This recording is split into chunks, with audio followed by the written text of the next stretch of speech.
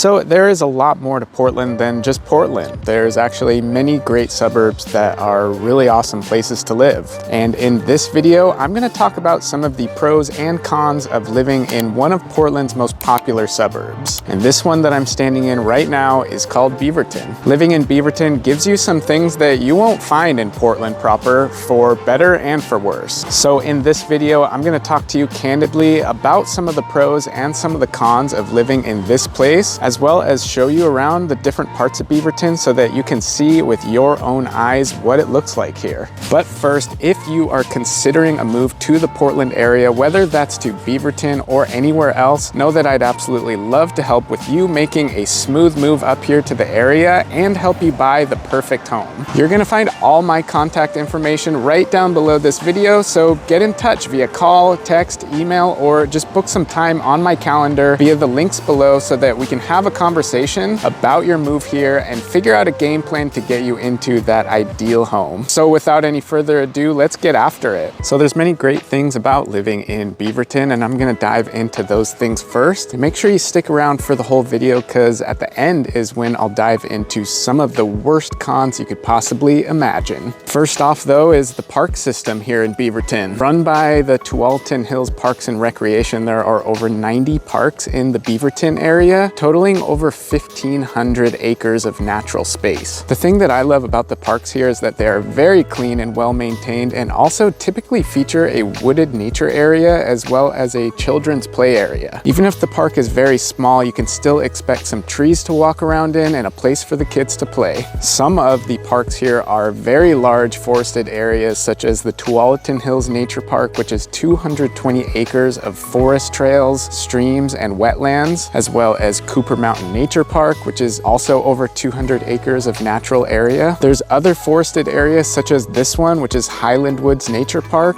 and Jordan Woods Natural Area, which aren't quite as big, but still big enough to make you forget that you're in the middle of the suburbs. Also, Beaverton School District is one of the top school districts in the state of Oregon. There are 52 schools in the district with around 38,000 students, and over 90% of the teachers have over 3 years of experience. There's also a teacher to student ratio of 18:1. There's a very high graduation rate, and many students report that they enjoy going to school in the Beaverton area. The job market in Beaverton is pretty good too. Beaverton is home to the Nike World headquarters, so if you plan to work with them, Beaverton is a very good location for that. There's also several tech companies located in Beaverton, such as Tektronix, VTech, and Columbia Sportswear has offices in Beaverton as well. Intel, which is one of the largest employers in the Portland metro area, is located not far from Beaverton in the next suburb, which is Hillsboro. And there's tons of other job opportunity in Beaverton area, whether you're interested in working in retail, service, automotive, or the health industry. Another pro that is kind of obvious is Beaverton's proximity to Portland. If you find that the city of Portland proper isn't for you, but you still enjoy many things like its great food scene, the bars, restaurants, live music, you're only about a 15 to 20 minute drive to the center of Portland if you're living in Beaverton. So you're super close to the Portland Zoo, downtown Portland, and only a little bit farther to the east side of Portland. So you're a very close drive to get to where all the entertainment is happening. Have a restaurant you want to try that isn't in Beaverton, or a friend that you want to hang out with. It's not going to be a big deal to get into Portland to do whatever you want to do. It's also much closer to the Oregon coast when you live in Beaverton, so you can get out to the ocean in under an hour and a half. Many people choose to live in Beaverton instead of Portland because it's very peaceful and quiet here. It's the type of neighborhood that you'd throw a basketball hoop up in the street and can shoot hoops for hours.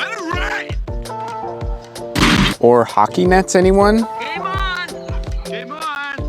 There's about 11 different neighborhoods in Beaverton, and each one has something a little bit different to offer. Some are quieter than others with hills and trees, and some have more urban amenities like shopping centers, bars, and restaurants. Some of the more walkable neighborhoods with many different amenities of Beaverton will be Murray Hill, Neighbors Southwest, or Central Downtown Beaverton. And then on the flip side, if you want a true suburban and quiet feel, there are neighborhoods such as Highland, which is where I am now, West Beaverton, and Forest Heights. There's also lots of diverse food options in Beaverton and an abundance of Asian restaurants, especially Korean food, but really many other options too. So if you want Korean barbecue or hot pot or Thai, Japanese sushi or ramen, it's a great place for that. There's many local restaurants, and there's also many Portland staples that are starting to open locations here as well. For example, there's a Big's Chicken, which is really good, a Fury Ramen, Matt's Barbecue, Bamboo Sushi, there's an Elephant's Delicatessen over there. And of course, I mean, it's the suburbs, so you're gonna find your national favorites like Chick-fil-A, Shake Shack, Chipotle, Jersey Mike's, all that kind of stuff. The shopping options are pretty great in Beaverton too, with some massive shopping areas, whether you're talking about Cedar Hills Crossing, which is right here in the north part of Beaverton, basically an entire urban city all of its own, or the Beaverton Town Square or Washington Square. The shopping options are virtually endless here. There's also great grocery store options, including New Seasons, which is basically Portland's own version of Whole Foods. There's Trader Joe's, Safeway, and virtually any other grocery store that you can think of. There's many different developments in Beaverton. Some have been established for decades, but some of them are still being built. So one of the benefits to living in Beaverton are the many options for new construction. So if you want to get into a brand new home of any style, you can have the options to do that here, more so than within Portland proper. And sometimes if you buy a home that is still being built, you can even customize the interior, or at least choose between a couple different style packages. There's a lot of pros and cons of buying a home that's new construction, and I did make a complete video about that, and we'll leave a link down below this video, so if you're interested, make sure you check that out after this video's over. The cost of housing is actually comparable to Portland. The median home price of Beaverton is right around $530,000, and there are neighborhoods that go well below that, such as Central Beaverton with a median home price of around $400,000, but there are also neighborhoods that go up into the millions. The difference though is that you will have bigger homes and bigger yards, typically for smaller prices than Portland, especially in neighborhoods like West Beaverton, Highland, and Sexton Mountain. It's not just detached homes in Beaverton though. You can find all types of housing, from affordable apartments and condos to townhomes, new construction and old construction, and everything in between. Also, if you want to compare Beaverton to Portland, it's got a significantly lower homeless population than Portland. In the entire county of Washington County, which doesn't just include Beaverton, it extends all the way into Hillsborough, Tigard, Tualatin, and other cities, there's under 1,000 homeless people on any given night. And in Portland alone, that number is over 6,000. So that's definitely a pro. Nobody should be homeless anywhere, and honestly, it breaks my heart to see it, but you will definitely notice a lot less unfortunate people living on the streets when you're driving around Beaverton, even in the downtown area. And as a result, it will have much cleaner streets and neighborhoods, which actually leads me to my first con. The downtown area is a little bit underwhelming if you're used to a hustling and bustling downtown area. This downtown area of Beaverton doesn't have any of the high-rise buildings that you may be used to in a normal downtown setting, but it's still a nice and lovely walkable area to explore, go to dinner, go shopping, or have a beer. But if you're used to a super dense downtown area, then you may be a little bit underwhelmed. And you definitely need to be prepared for the weather, because we get different seasons here. The summer is great and the spring and fall are mostly great, but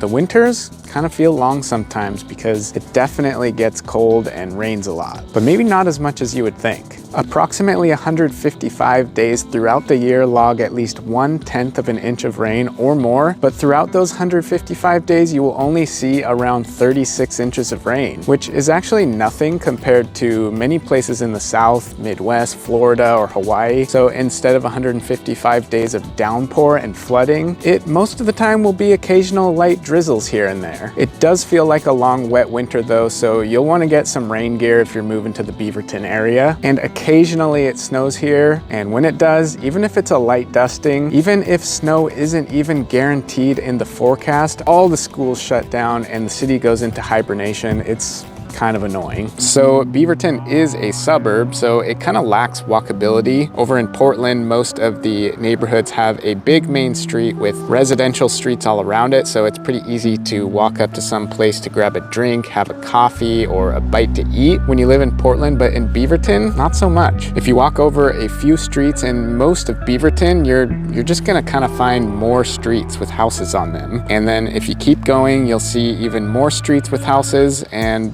sure, it's a great place to walk around and peacefully walk the dog or take the kids for a walk, but most of the time you won't be able to walk to the local smoothie shop or cafe. It's a certain lifestyle that you need to be prepared for, which just means needing to drive most places, which could actually be what you're after. Longer commute times to the airport is definitely a con of living in Beaverton. Depending on what part of Beaverton you are traveling from and what time of the day will make this trip vary greatly. You're gonna need to travel east across all of Portland to get to the airport, and pretty much any time after 3 p.m. you will be faced with traffic. With absolutely zero traffic, you're looking at about 25 to 35 minutes from the airport from central Beaverton, or farther out neighborhoods like West Beaverton or Neighbors Southwest, you're looking at 35 to 45 minutes without traffic. But with traffic, that drive could take well over an hour. Definitely something to be aware of because the traffic can get really bad, especially close to rush hour, which is just something to be aware of in general in the Portland metro area, which is that traffic is getting worse and worse as time goes on as more and more people are populating the area. Now, while there's no sales tax in Beaverton or anywhere in Oregon for that matter, you still will need to fork out a lot of dough when it comes to income taxes. With one of the higher income tax rates in the country, Oregon residents can sometimes pay up to 9.5% depending on their income. Kind of a lot, isn't it? Speaking of which, and I know I mentioned this in the pros, but the cost of real estate is definitely going up in Beaverton a lot. It used to be extremely affordable, especially compared to Portland, but now it's right in line. Most of the affordable neighborhoods are going up and up into the $500-600 range. Now, while this may seem extremely affordable if you're coming from LA, San Francisco, or Seattle, which is where many of my clients come from, it's still about 25% or more above the national average cost of a house. But you can buy new construction townhomes for under $500K in certain areas, and also central Beaverton still remains more in line with what the national average cost of a home is. And this one might upset some Beaverton lovers, but like I said before, it's a suburb, and Beaverton just kind of lacks character. Now, there are some absolutely lovely, charming areas of Beaverton, but if you ask a Portland purist, they might say that Beaverton is too sterile for them. Beaverton is just